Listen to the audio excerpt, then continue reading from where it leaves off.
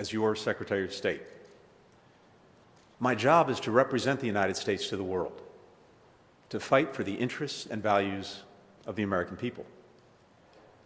When President Biden asked me to serve, he made sure that I understood that my job is to deliver for you, to make your lives more secure, create opportunity for you and your families, and tackle the global crises that are increasingly shaping your futures. I take this responsibility very seriously. And an important part of the job is speaking to you about what we're doing and why. Later today, President Biden will share what's called the Interim Strategic Guidance on our national security and foreign policy. It gives initial direction to our national security agencies so that they can get to work right away while we keep developing a more in-depth national security strategy over the next several months.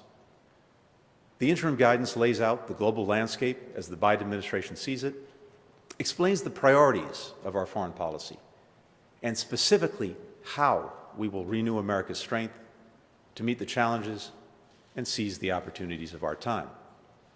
So for this, my first major speech as Secretary, I'm going to walk you through how American diplomacy will carry out the President's strategy. If we do our jobs right, you'll be able to check our work, to see the links between what we're doing around the world and the goals and values I'll lay out today.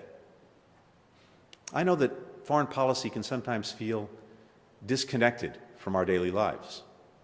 It's either all about major threats like pandemics, terrorism, or it fades from view.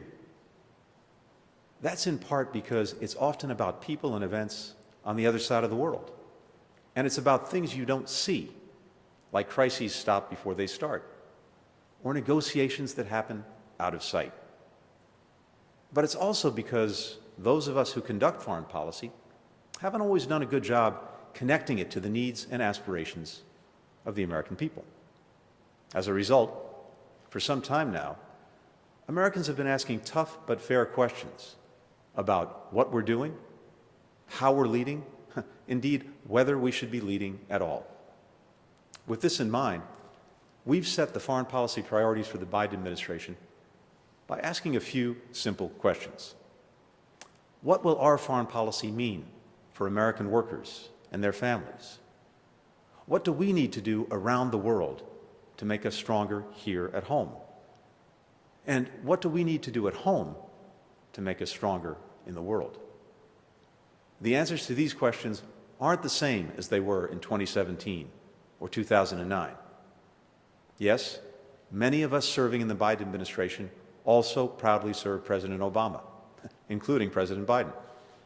And we did a great deal of good work to restore America's leadership in the world, to achieve hard-won diplomatic breakthroughs, like the deal that stopped Iran from producing a nuclear weapon, and to bring the world together to tackle climate change.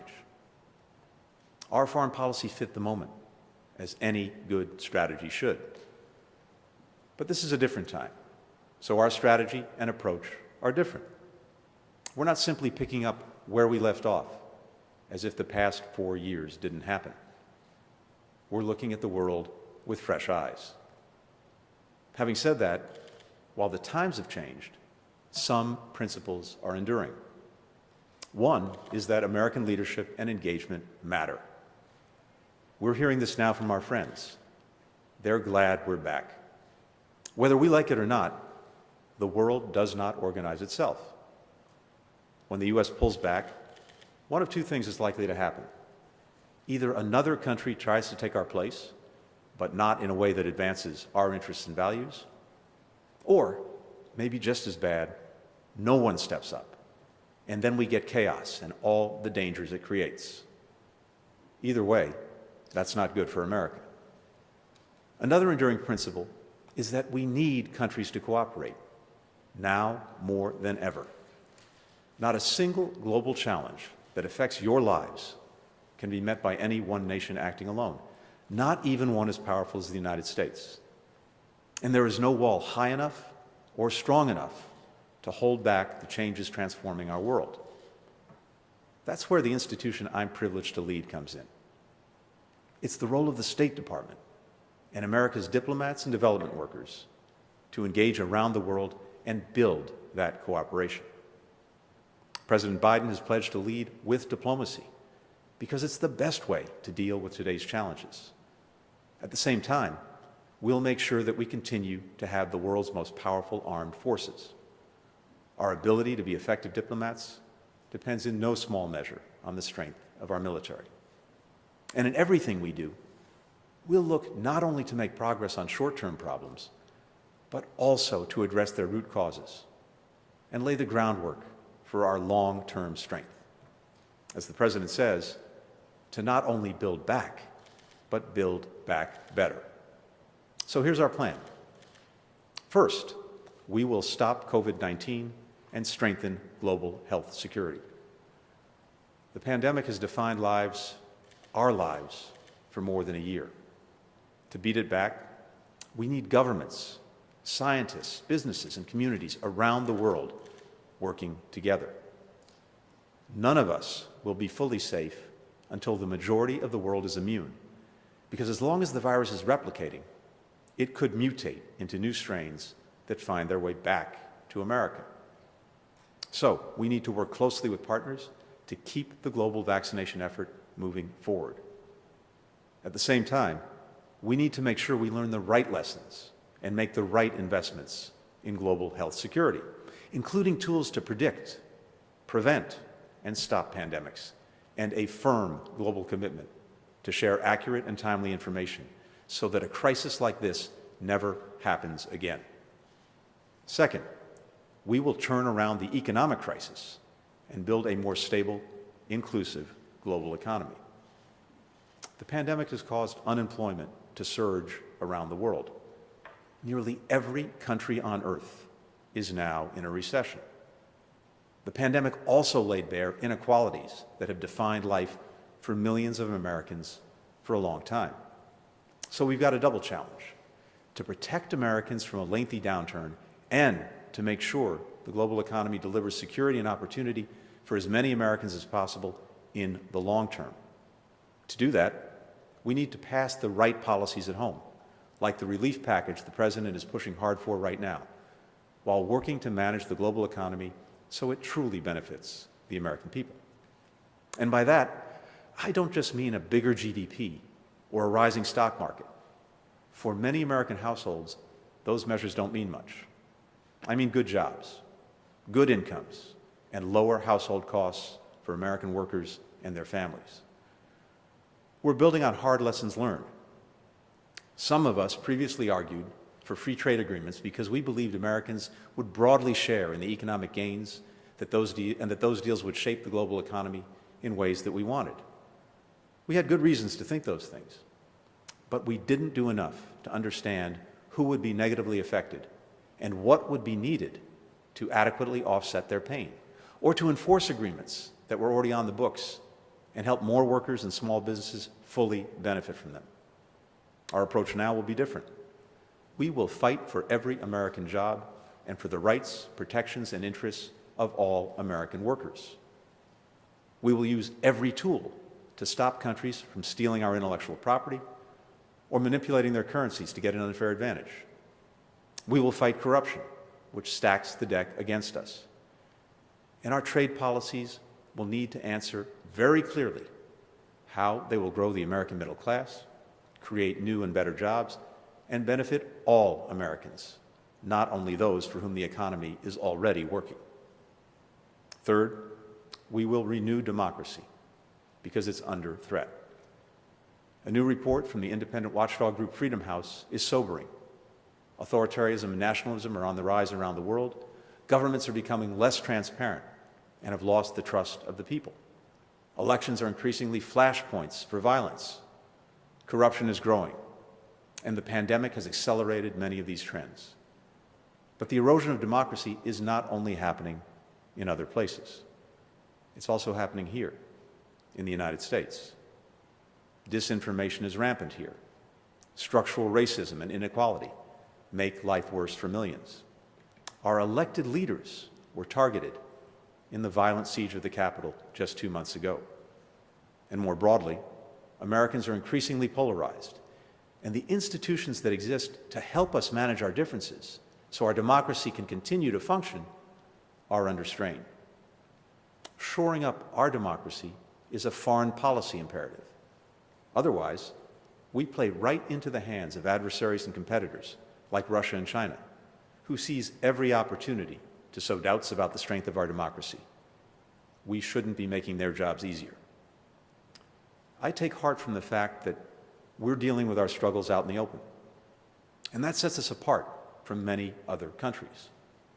We don't ignore our failures and shortcomings or try to sweep them under the rug and pretend they don't exist. We confront them for the world to see. It's painful, sometimes it's ugly, but it's how we make progress. Still, there's no question that our democracy is fragile. People around the world have seen that. Many recognize in our challenges the challenges that they're facing. And now they're watching us because they want to see whether our democracy is resilient, whether we can rise to the challenge here at home. That will be the foundation for our legitimacy in defending democracy around the world for years to come. Why does that matter? Because strong democracies are more stable, more open, better partners to us, more committed to human rights, less prone to conflict, and more dependable markets for our goods and services. When democracies are weak, governments can't deliver for their people, or a country becomes so polarized that it's hard for anything to get done, they become more vulnerable to extremist movements from the inside and to interference from the outside. And they become less reliable partners for the United States. None of that is in our national interest. The more we and other democracies can show the world that we can deliver, not only for our people, but also for each other, the more we can refute the lie that authoritarian countries love to tell, that theirs is the better way to meet people's fundamental needs and hopes. It's on us to prove them wrong. So the question isn't if we will support democracy around the world, but how. We will use the power of our example. We will encourage others to make key reforms, overturn bad laws, fight corruption, and stop unjust practices. We will incentivize democratic behavior, but we will not promote democracy through costly military interventions or by attempting to overthrow authoritarian regimes by force. We've tried these tactics in the past. However well-intentioned, they haven't worked. They've given democracy promotion a bad name, and they've lost the confidence of the American people. We'll do things differently. Fourth, we will work to create a humane and effective immigration system. Strong borders are fundamental to our national security, and laws are the bedrock of our democracy. But we also need a diplomatic and just plain decent solution to the fact that year after year, people from other countries risk everything to try to make it here. We need to address the root causes that drive so many people to flee their homes. And so we'll work closely with other countries, especially our neighbors in Central America, to help them deliver better physical security and economic opportunity, so people don't feel like migrating is the only way out and up. As we do this work, we will not lose sight of our core principles. Cruelty, especially to children, is unacceptable. And turning our backs on some of the most vulnerable people on earth is not who we should ever be. One of the most important pieces of our national identity is that we are a country of immigrants. We're made stronger by the fact that hardworking people come here to go to school, start businesses, enrich our communities. We've gotten away from that part of ourselves in the past few years. We've got to get back to it. Fifth, we will revitalize our ties with our allies and partners. Our alliances are what the military calls force multipliers. They're our unique asset. We get so much more done with them than we could without them. So we're making a big push right now to reconnect with our friends and allies and to reinvent partnerships that were built years ago so they're suited to today's and tomorrow's challenges. That includes countries in Europe and Asia that have been our closest friends for decades, as well as old and new partners in Africa, the Middle East, and Latin America. Over the decades, These commitments have created new markets for our products, new allies to deter aggression, and new partners to help meet global challenges. We had a name for it: enlightened self-interest. We'll be clear that real partnership means carrying burdens together, everyone doing their part, not just us. And whenever we can, we will choose engagement. Wherever the rules for international security and the global economy are being written, America will be there, and the interests of the American people will be front and center. We're always better off at the table, not outside the room. You should expect nothing less from your government. Sixth, we will tackle the climate crisis and drive a green energy revolution. Maybe you live in California, where wildfires get worse every year, or the Midwest, where farmland keeps flooding, or the Southeast, where communities have been destroyed by stronger and more frequent storms. The climate crisis is endangering all of us and costing us more by the month. We can't fix it alone. The United States produces 15% of the world's carbon pollution. That's a lot, and we badly need to get that number down. But even if we brought it down to zero, we wouldn't solve the crisis, because the rest of the world is producing the other 85%. This is the definition of a problem we need to work together as a community of nations to solve. And we can't settle for only doing the bare minimum. We have to challenge ourselves and each other to do more. While we do, we must also position the United States to thrive and lead in the growing global market for renewable energy. Wind and solar are the cheapest sources of electricity generation in the world today. They're not the industries of the future anymore. The future is now. And other countries are ahead of us. We need to turn that around and create millions of good-paying jobs for Americans in renewables. Seventh, we will secure our leadership in technology. A global technology revolution is now underway. The world's leading powers are racing to develop and deploy new technologies, like artificial intelligence and quantum computing, that could shape everything about our lives, from where we get energy, to how we do our jobs, to how wars are fought. We want America to maintain our scientific and technological edge, because it's critical to us thriving in the 21st century economy. But we know that new technologies aren't automatically beneficial, and those who use them don't always have good intentions. We need to make sure technologies protect your privacy, make the world safer and healthier, and make democracies more resilient. That's where American diplomacy comes in. We're going to bring our friends and partners together to shape behavior around emerging technologies and establish guardrails against misuse. At the same time, we must strengthen our tech defenses and deterrence. We need only look at SolarWinds, the major hack of U.S. government networks last year, to see how determined our adversaries are to use technology to undermine us.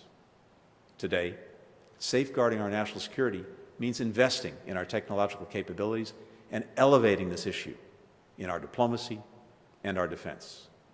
We will do both. And eighth, we will manage the biggest geopolitical test of the 21st century, our relationship with China. Several countries present us with serious challenges, including Russia, Iran, North Korea. And there are serious crises we have to deal with, including in Yemen, Ethiopia, and Burma. But the challenge posed by China is different.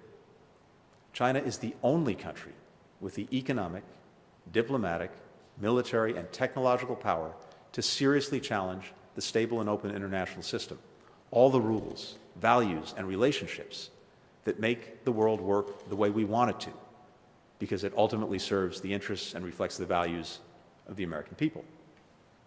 Our relationship with China will be competitive when it should be, collaborative when it can be, and adversarial when it must be. The common denominator is the need to engage China from a position of strength. That requires working with allies and partners, not denigrating them, because our combined weight is much harder for China to ignore. It requires engaging in diplomacy and in international organizations, because where we've pulled back, China has filled in. It requires standing up for our values when human rights are abused in Xinjiang or when democracy is trampled in Hong Kong, because if we don't, China will act with even greater impunity. And it means investing in American workers, companies, and technologies, and insisting on a level playing field, because when we do, we can outcompete anyone. These are the 8 top foreign policy priorities of the Biden administration. You may notice some things about that list. First, important items are not on it. That doesn't mean they don't matter to us or that we won't work hard on them. Indeed, I look forward to setting out what we'll do on other vital pieces of our foreign policy in the days and weeks ahead. But these priorities, the ones I've talked about today, are the most urgent, the ones on which we must make swift and sustained progress. They're also all simultaneously domestic and foreign issues, and we've got to approach them that way, or we'll fall short. Beating COVID means vaccinating people at home and abroad. Winning in the global economy means making the right investments at home and pushing back against unfair trading practices by China and others. Dealing with climate change means investing in resilience and green energy here at home and leading a global effort to reduce carbon pollution. More than at any other time in my career, maybe in my lifetime, distinctions between domestic and foreign policy have simply fallen away. Our domestic renewal and our strength in the world are completely entwined, and how we work will reflect that reality. And finally, as the President has promised, diplomacy, not military action, will always come first.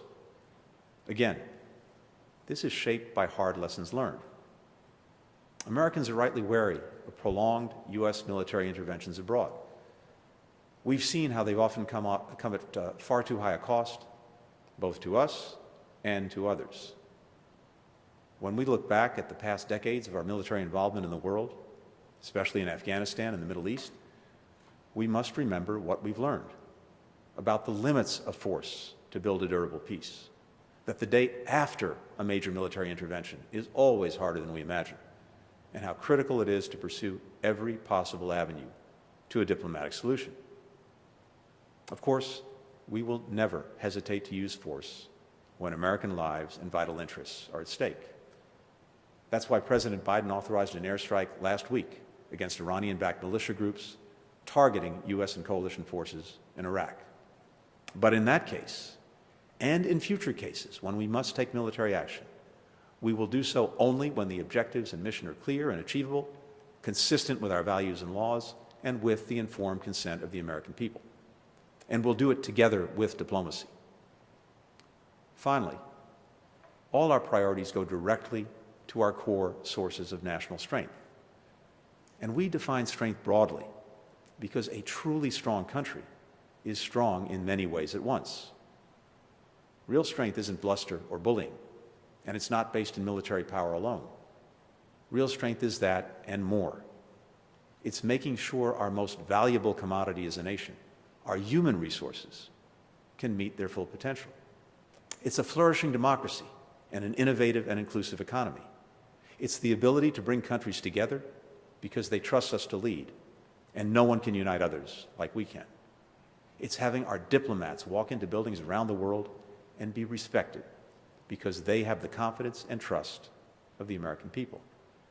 And it means leading with our values. That's what I want to close on today. At our best, the United States is a country with integrity and a heart. That's what makes us proud to be Americans, and why so many people around the world have given everything to become Americans. That includes members of my own family and many of your families too. The Biden administration's foreign policy will reflect our values. We will stand firm behind our commitments to human rights, democracy, the rule of law, and we'll stand up against injustice toward women and girls, LGBTQI people, religious minorities, and people of all races and ethnicities. Because all human beings are equal in rights and dignity, no matter where they live or who they are. We will respect science and data, and we will fight misinformation and disinformation, because the truth is the cornerstone of our democracy.